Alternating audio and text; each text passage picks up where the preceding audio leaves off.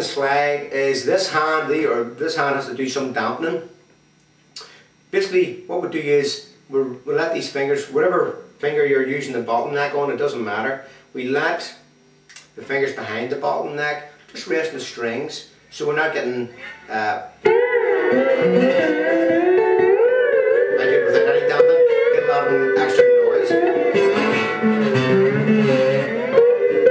So it's important that what we do is we just lie a couple of fingers behind the slide on the strings. Basically that helps to cut out any unwanted noise. We can also do it with the palm of the hand here. And what we do is just rest the palm of the hand on the strings. Again, that's just to help just cut out any unwanted noise. So effectively the palm of the hand is really just dampening the lower strings, and basically what's happening with this hand here is the fingers here are sort of dampening the higher strings. So that's a kind of general rule, and that means that when you play notes,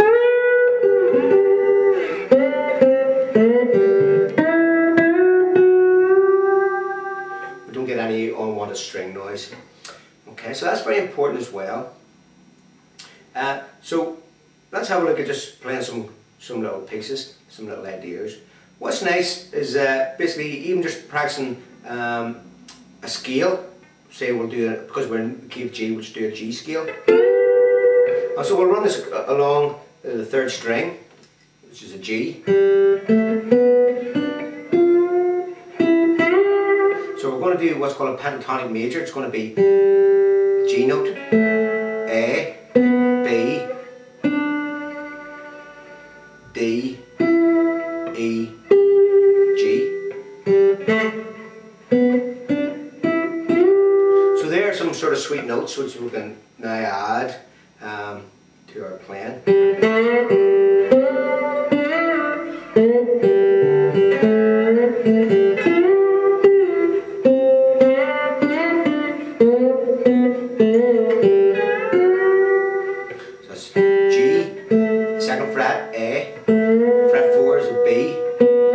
Fret 7's a D, fret 9's an E, and fret 12's your G.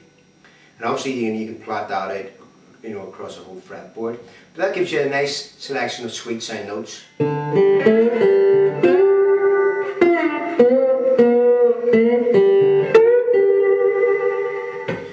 And what we've got is we've got the chords across the strings. We sort of work around the third string. And then think of the two strings either side of it, the second and fourth, and we can just come in either a semitone below or a tone below.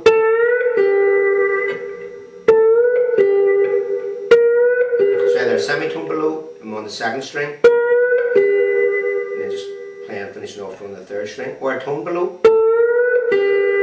We can do that on the D string, the fourth string, semitone below, or a tone below.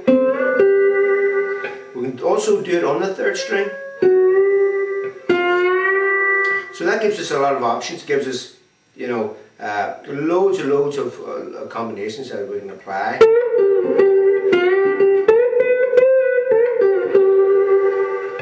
Another one there I did was just go a semitone above on the second string.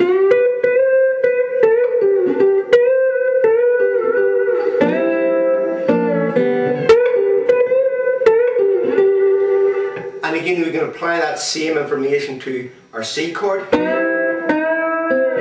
Semitone below, tone below, semitone, or tone, semitone below, tone below. So that gives you actually a lot of notes you can play around with. And again, we can go that semitone above on the B string.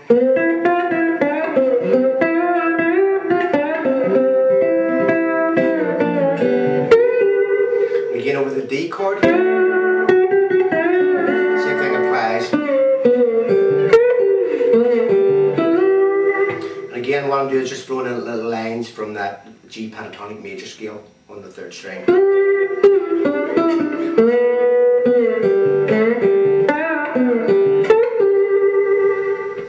Just one more little idea just to show you before we finish is very, very simple. Nice little idea was we'll go on to the second and third strings, 3 frets above our target chord, and our target chord here is at the 12th fret. So I'm going to fret 15. I'm just going to play those 2 notes there on the second and third strings at fret 15. Drop it a semitone, another semitone, back to fret 12. So that's just going chromatically 15, 14, 13, 12.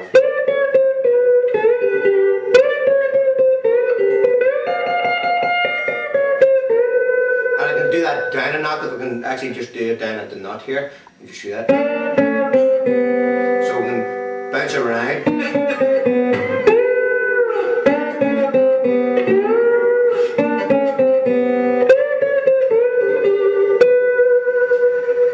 And another little one while we're up here is on the second fret, so the second string at fret 15. We can then also hit the first string at fret 15, and that gives us, because of the tuning, gives us like a bluesy sound.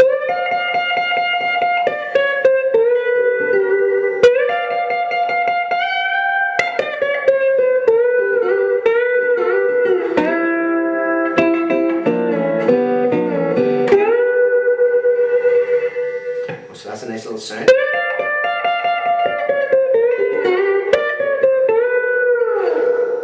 There we're going to just go to fret 3 and just slide down a semitone to fret 2 on the 3rd and 4th strings.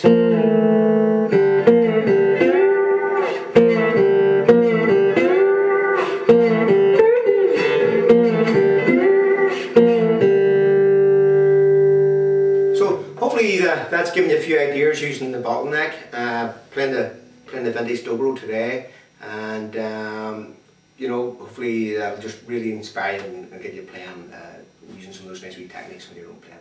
Thanks very much.